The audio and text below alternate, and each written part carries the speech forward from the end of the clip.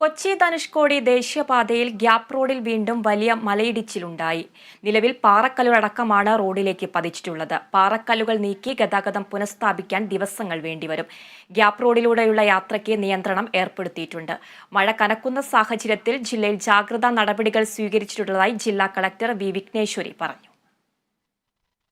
മഴക്കാലം ആരംഭിച്ചതോടെ ദേശീയപാതയിലെ ഗ്യാപ് റോഡിലുണ്ടായ രണ്ടാമത് മലയിടിച്ചിലാണ് ഈ കാണുന്നത്.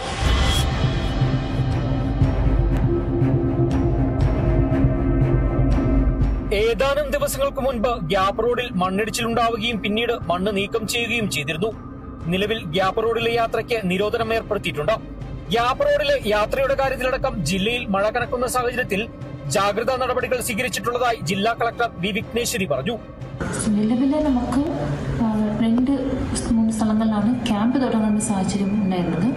അവിടെയൊക്കെ നമ്മൾ തുടങ്ങി. ഇനി വൾനറബിൾ ലൊക്കേഷൻസ് ആയിട്ട് ഉള്ള സ്ഥലങ്ങളിലുള്ള ആൾക്കാരെ മാറ്റിത്തേക്കാനുള്ള ഓർഡർ നൽകിയിട്ടുണ്ട്.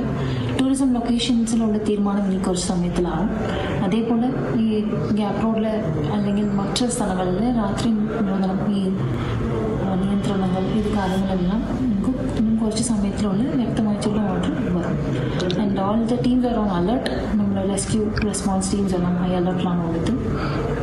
ജനങ്ങൾക്കും എത്തിച്ചേരാനുള്ള കൺട്രോൾ നമ്പേഴ്സ് എല്ലാം നമ്മൾ അങ്ങോട്ട് ഷെയർ ചെയ്തിട്ടുണ്ട്.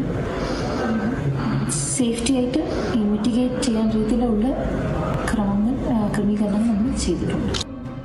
ഗ്യാപ് റോഡിലേക്ക് പോകുന്ന ദേശീയപാതയിൽ ദേവികുളം സർക്കാർ LP സ്കൂളിന് സമീപത്തും പഴയ സർക്കാർ കോളേജിന് സമീപത്തും മണ്ണിടിച്ചിലുണ്ടായിരുന്നു. ശക്തമായി പെയ്ത മഴയിൽ പുലർച്ചെയോടെയാണ് ഗ്യാപ് റോഡിൽ മണ്ണിടിച്ചിലുണ്ടായത്. ഗ്യാപ് റോഡിൽ നിന്നും ബൈസൺ വാലിക്ക് തിരിഞ്ഞിറങ്ങുന്ന റോഡിൽ നിന്നും 50 മീറ്റർ മാറിയാണ് മലയിടിഞ്ഞത്. കൂറ്റൻ പാറക്കല്ലുകൾ റോഡിലേക്ക് പതിച്ച് ഗതാഗതം പൂർണ്ണമായും നിലച്ചു.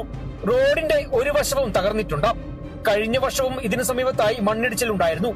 ഗ്യാപ് റോഡ് വീതി കൂട്ടി നിർമ്മാണം നടത്തിയതിനു ശേഷം ഇത് 7ാം തവണയാണ് ഇവിടെ മണ്ണിടിച്ചിലുണ്ടാവുന്നത്. 2019 വൻ മലയിടിച്ചിലിൽ 2 പേരുടെ ജീവൻ നഷ്ടമായിരുന്നു. ഇതിൽ ഒരാളുടെ മൃതദേഹം ഇതുവരെ കണ്ടെത്താൻ കഴിഞ്ഞിട്ടില്ല.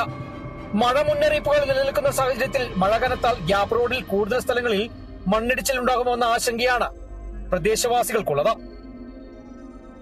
ഗ്യാപ് റോഡിലെ ഈ കൂറ്റൻ പാറകൾ പൊട്ടിച്ച് ഗതാഗതം പുനഃസ്ഥാപിക്കാൻ നാളുകൾ വേണ്ടി വന്നേക്കാം. ക്യാമറമാൻ AP രാജയ്ക്കൊപ്പം Bineesh Antony, Kerala vision news, Idukki.